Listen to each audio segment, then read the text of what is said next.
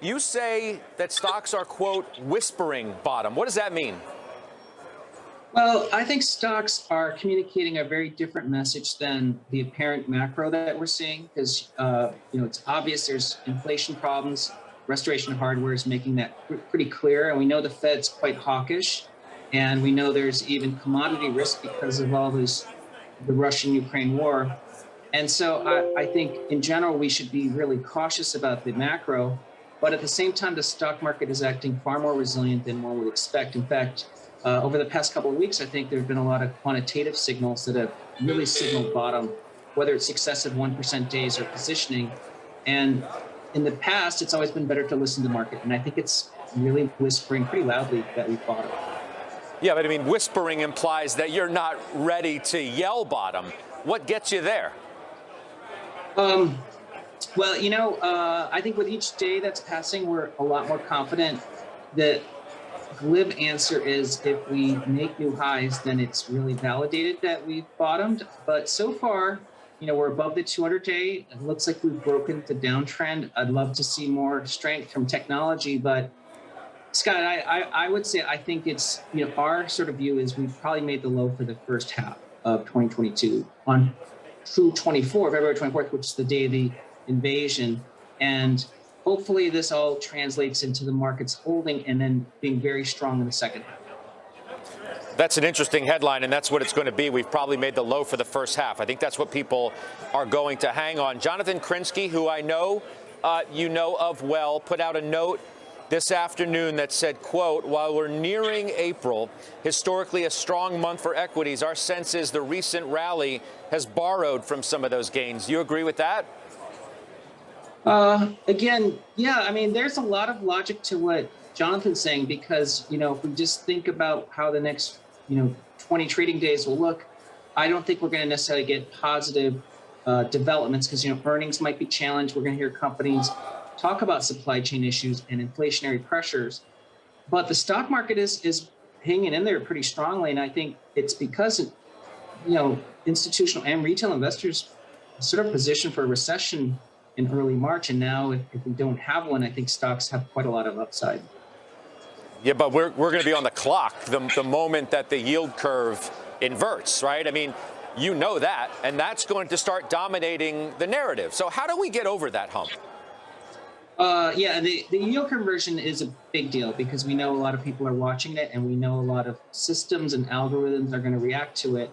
But we did put a pretty big study out on it this morning that one of the reasons why you might have to mollify or reduce how much weight you put on the yield curve is that the yield curve right now is reflecting what we call inflation backwardation, meaning if you look at the inflation curves, which looks at the tips and nominal yields, bond market yields have to reflect what the market's expecting for inflation. And the market is expecting an inflation spike in the near term, but in the out years, pretty normal inflation. That means that the sort of normal yield curve is going to be inverted, but the real yield curve is actually quite normal. That's something we highlighted in.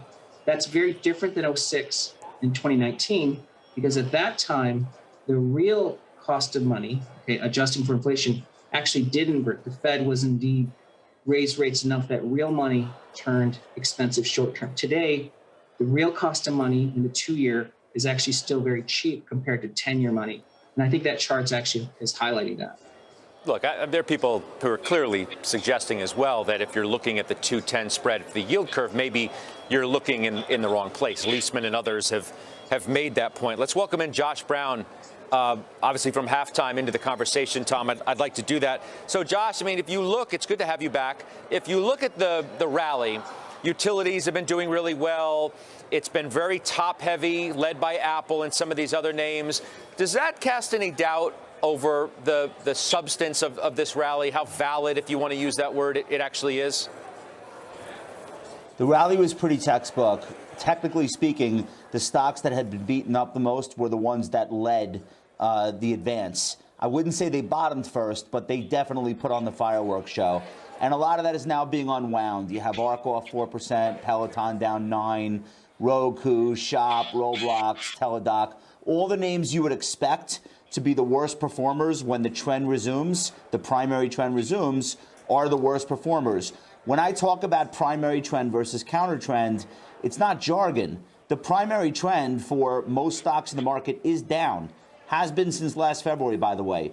Most stocks, not all stocks and not the biggest stocks, but for most stocks, they peaked over a year ago and they've been in a downtrend. That the counter trend is what we just experienced over the last week, where they've been having this rock and roll rally. It's falling apart pretty quickly. You lose 3 days in 1 day. And that's very, very textbook, very typical of how a bear market rally ends. In the meantime, what's the prevailing trend? What's the real trend? WTI up 3% today. Look at the energy stocks rocking. Look at consumer discretionary underperforming. This is what the real trend is. And I would tell you one other thing. So it's actually not complicated. It's actually not complicated to be in this market right now. I think if you think about the VIX as like the simplest shorthand for how people are behaving, we're in a fairly well-defined range. We're in a VIX regime where whenever you see us 28, 29, get your buy list ready because that's overdone. And then when you see us down at, we hit 18.9 yesterday on the VIX. That's pretty much as good as it's gotten. And that's been the case since March 2020, this new VIX regime. So it's not that complicated. It's kind of, Judge, it's kind of like, go ahead. I feel like we have a distinct difference of opinion here on something that's important. I've had Tom Lee just come out and suggest that the lows for the first half are in the market. And I might also suggest that a first half that he had prior described as being treacherous. And certainly he was correct. I still hear you using the term bear market rally. It sounds like you think that's what this is. And Tom Lee, do you take issue with that? Is that what this is, Tom Lee?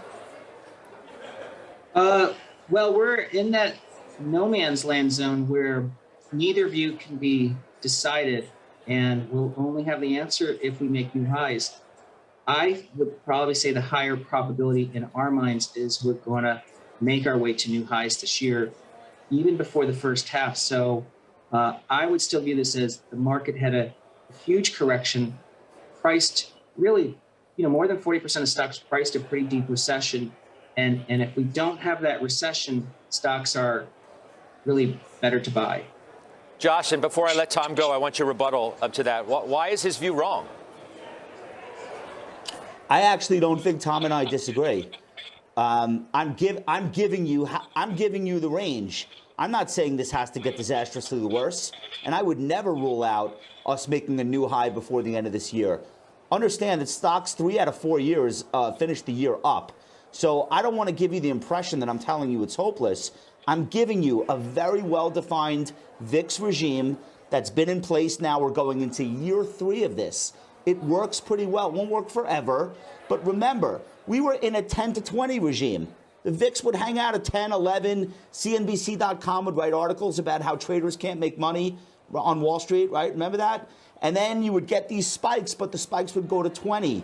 Now it's a different game. The Fed is not on our side anymore. They're removing liquidity. They're hiking rates. They're talking about hiking rates when they're not hiking rates. So now it's 20 to 30. You saw the movie The Irishman, right? So when the guy pulls out the gun in the courtroom and points it at Al Pacino, and then his son comes running over and pulls it, what does he say? He explains. When it's, you charge when it's a gun. When it's a knife, you run, right?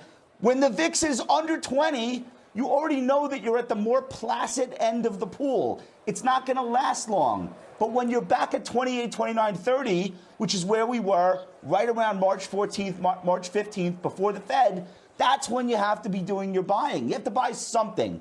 So this is not about taking your portfolio to fully invested zero.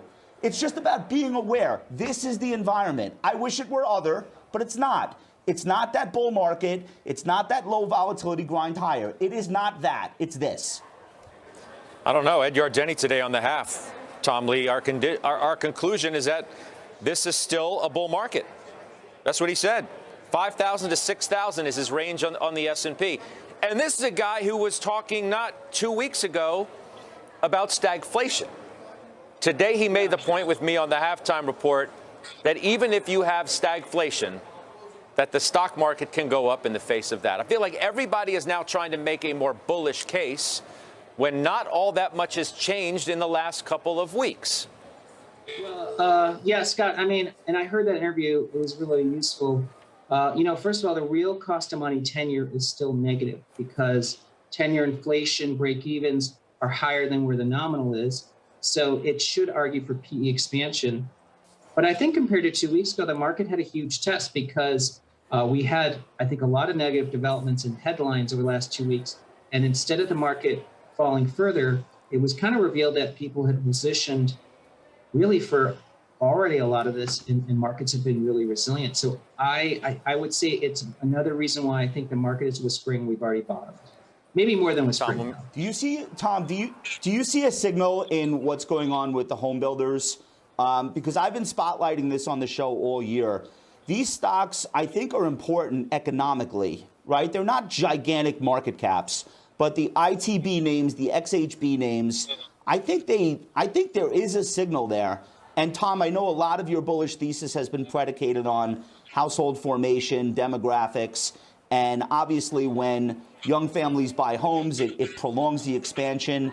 We might have just seen the bottom in housing inventory for the cycle. And the mortgage rate, 30-year mortgage rate, has exploded in the last 6 weeks. So what's your take on whether or not we should be looking at the home builders and at all concerned with how horrific those stocks have been? Yeah, Josh, I'd agree. Housing really punches above its weight because housing activity itself is such a huge GDP contributor. You know, every 250,000 homes is almost three-quarters of a community GDP, and every new home build creates 4 full-time job equivalents. And housing is certainly going to have to pause here because rates are rising. It's affecting affordability. And anybody in the Northeast knows that the market volatility has actually cut wealth, so people are sort of taking a pause. I do think that explains why the home builders are really weak when they should be seasonally very strong right now.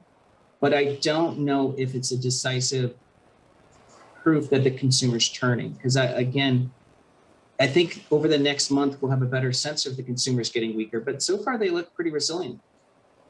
Yeah. Tom, I got to let you go. I appreciate your time so much. And I know we'll talk to you again soon. Josh, you're going to stick with me. And I do want to drill down with you.